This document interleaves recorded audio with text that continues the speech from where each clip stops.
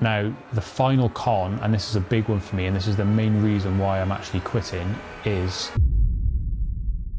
over the last 5 months, I've been doing Amazon FBA. I've made £2,600 in profit. However, I'm quitting. I'll be going through the pros, the cons, and why I've quit in this video. So we'll start off with the pros. Amazon FBA is a great business model for you to sell things on Amazon. You get Prime eligibility, you get Amazon's fulfillment services. Amazon has a sense of customer trust. You get to use Amazon's logistics and shipping and all these other things that collectively make it a really good business model. You can scale really easily because you don't have to worry about warehouses or staff or anything like that. Amazon pretty much do it all for you. One pro, which also makes it a bit of a con as well, is Amazon's customer services. So the pro with it is that it handles returns, queries, and everything related to the customer. However, that could also be a con because anyone can just say that they haven't received their parcel, it's damaged, something else, all these different reasons, and they'll just send the product back. And a lot of times products have come back and it's not even the product that I sent out. It's like, it's the same box,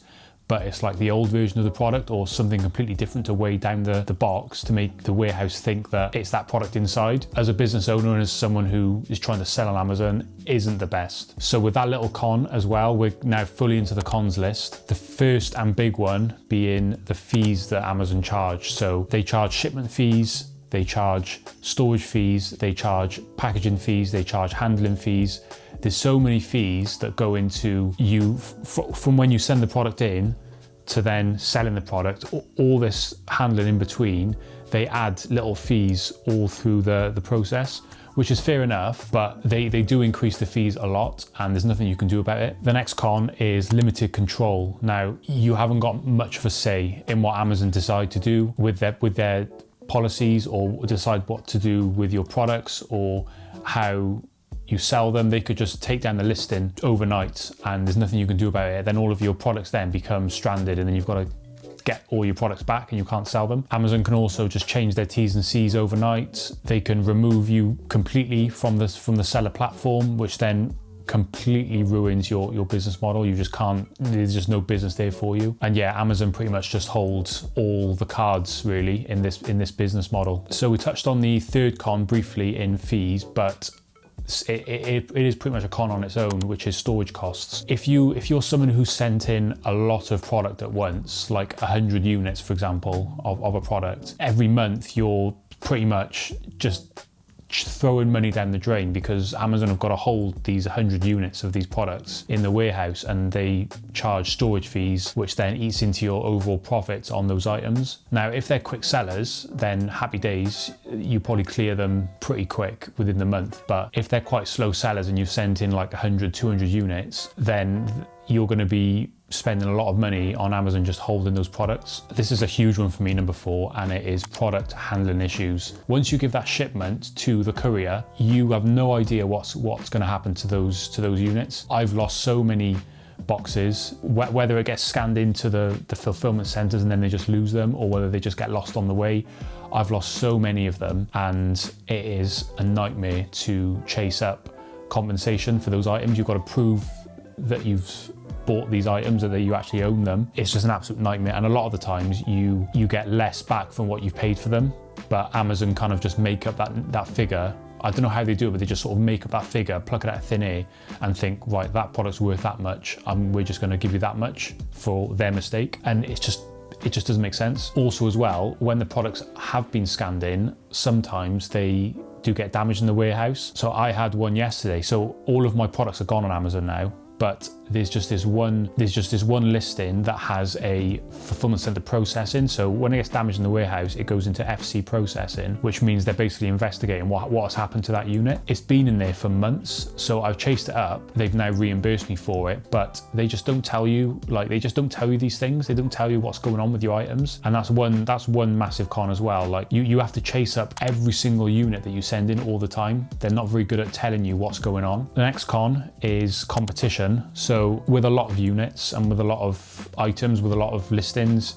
you get so many people jumping on the listing. Say if something's really popular in like boots, for example, and you find this product as you're sourcing online, every other Amazon FBA seller is going to see that as well and buy 5 or 6 and then hop on the listing.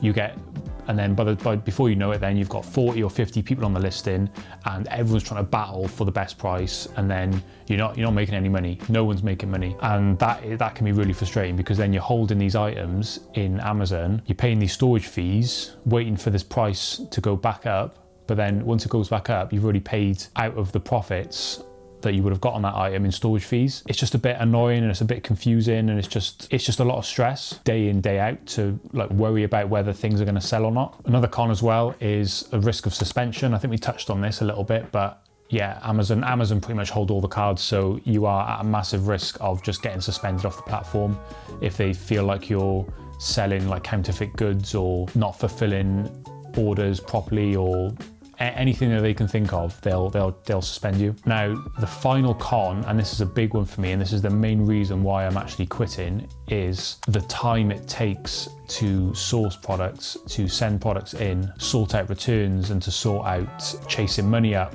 chasing up other issues with your account. All these YouTube gurus online say that you could do this part-time, but I've been trying to do it part-time, and I can tell you now, in your head, it is not a part-time job, it is full-time all the time. Like every chance I get, I was looking online for products. Every time I went out, I would pop to a few shops to try and see if there was anything on the reduced sections. If I accumulated the amount of hours I put into Amazon FBA and then worked out how much I actually made, I'm probably only making about £3 to £4 an hour. And then you've got to take into account the amount of time you've lost that you could have put into something that you've got a lot more control over. So yeah, it's completely up to you whether you want to try Amazon FBA, but from my experience, if you haven't got like 6, 7, 8, 10 grand to put in at the start, you are fighting a losing battle. Like it's really, really hard to scale up and just put the time and effort in to making it a decent business. But then once you made it a decent business, Amazon can just take it away from you like that. There's a few people in the Discord group that I was in, and they're very well established sellers.